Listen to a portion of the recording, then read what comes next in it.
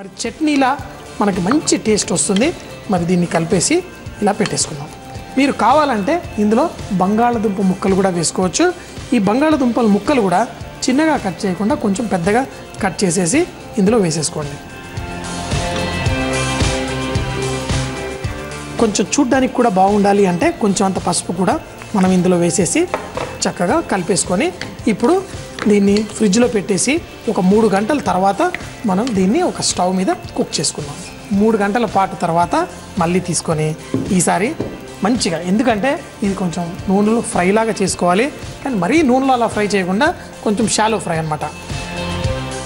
2-3 చెంచాల నూనె వేసేసుకొని తర్వాత ఈ చికెన్ ముక్కలు, ఈ బంగాళదుంప ముక్కలు అన్నీ తీసి వేడి ఎక్కిన తర్వాత మనం దీనిపైన వేసుకోవచ్చు. అయితే ఇందులో ముఖ్యంగా చికెన్ లెగ్స్ వాడతారు. మరి ఈ చికెన్ లెగ్ ముక్కలు కూడా వేసుకుందాం. ఇలా చికెన్ ముక్కలు అయితే మరి ఫ్రై లాగా రావాలి అంటే ఒక ముక్క పైన ఒకటి కాకుండా ప్రతి ముక్క ఈ నూనెకి టచ్ అయ్యేలా ఉంటేనే మనకి ఈ చికెన్ క్యాఫ్రియల్ పర్ఫెక్ట్గా వస్తుంది. ఇప్పుడు వేసేసాము. ఈ బంగాళదుంప ముక్కలు కూడా మనం ఎక్కడెక్కడ గ్యాప్ ఉందో అందులో ఈ బంగాళదుంప ముక్కలు వేసేద్దాం.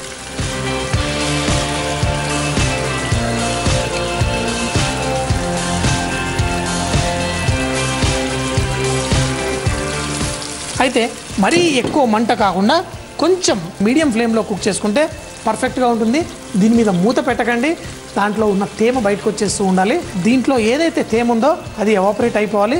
ఎందుకంటే మూత పెట్టేస్తే ఈ మసాలా అంతా సపరేట్ అయిపోయి మనకి ఒక కూరలాగా తయారవుతుంది. అలా కాకుండా మూత పెట్టకుండా తక్కువ మంటలో కుక్ చేసుకోండి. ఒక 3-4-5 నిమిషాల తర్వాత ఈ పీసెస్ సైడ్ మారిస్తే మిగతా సైడ్ కూడా చక్కగా కుక్ అవుతుంది. నల్లగా కాకుండా మంచి రంగులోనే కుక్ చేయడం అనేదే గొప్పతనం. సో తొందరపడకండి, స్లోగా కుక్ చేయండి.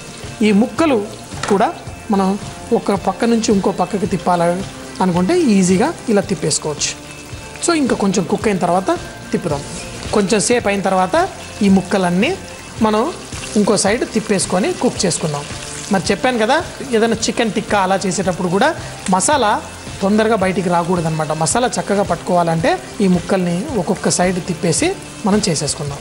చూడండి, ఇప్పుడు మసాలా విడిపోకుండా దానికి పట్టుకుంటుంది.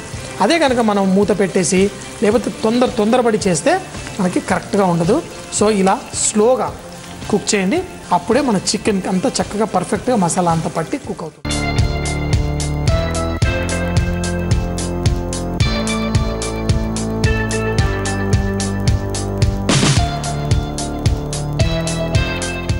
ఈ చికెన్ ఇవన్నీ మనం ఉడికిందా లేదా అంటే మన బంగాళదుంప ముక్క కనుక తీసుకుంటే పర్ఫెక్ట్.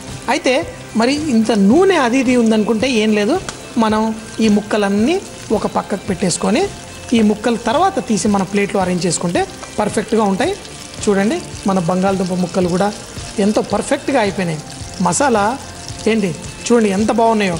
ఈ ఒక్కొక్క బంగాళదుంప తింటే ఇక మళ్ళీ మనకి చికెన్ కంటే ఈ బంగాళదుంప ముక్కలే తినాలనిపిస్తుంది, అంత పర్ఫెక్ట్గా. చూడండి, చికెన్ కూడా పర్ఫెక్ట్గా ఉంది.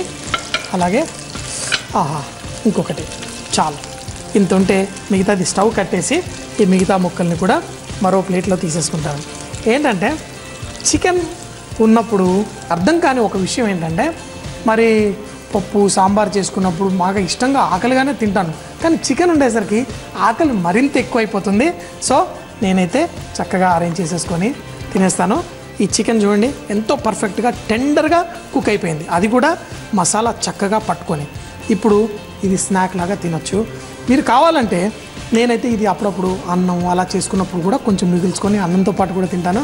కానీ దీంట్లో వాళ్ళు ఏంటంటే రమ్ము ఇలాంటివి కొన్ని ఆల్కహాల్ వేస్తారు. ఆల్కహాల్ వేసి ఇంకా కొంచెం సిమ్మర్ చేసి తింటే చాలా బాగుంటుంది. మరి గోవనీస్, పోర్చుగీస్ అయితే అలా తింటారు, మనం అలా తినం కాబట్టి ఇలా అయినా సూపర్, మంచి సువాసన, చక్క ఫ్లేవరు అన్నీ పర్ఫెక్ట్గా ఉన్నాయి.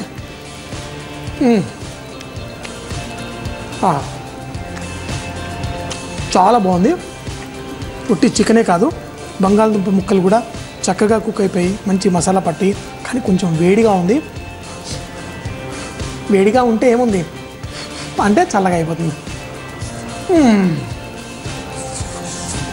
సూపర్. మీరు కూడా ఎక్కడి డిష్ ఇది ఆఫ్రికాలో పుట్టింది. పోర్చుగీస్ అక్కడికి వెళ్ళి ఆ రెసిపీ తీసుకొచ్చారు, వాళ్ళ కంట్రీకి తీసుకెళ్లారు. అక్కడి నుంచి గోవాకు వచ్చారు.